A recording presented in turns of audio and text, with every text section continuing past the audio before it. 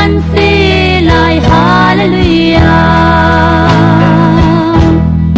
dang na kita hey tuan na om na ko sei hin na kamulai kati om na tu boy pa sin la lai vale vale ter tu boy sin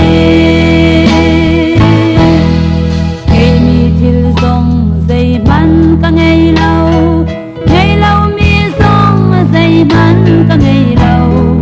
o Giêsu Christ chung ka nu chun ka her chil bial te ka ngei di na oi pa Giêsu ni hitin a chim ka tu ni chun ka an thei di kei song ni an o ka thei ati oi pa thei kan si hallelujah dang na kita hey tuan na bom na ko sei hinda kamulai kati bom na tu boy pa sin aralai vale vale ser tu boy sin miti kwa akin ba manin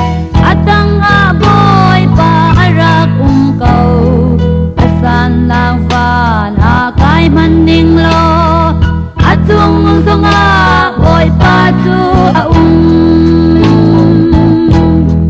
kandor nak pe tu kanlung pile kachua na kan mu mi bial te hi Giêsu ni kei ma kasi ati an shampi tu Giêsu Christ ati dang na kita hey tuan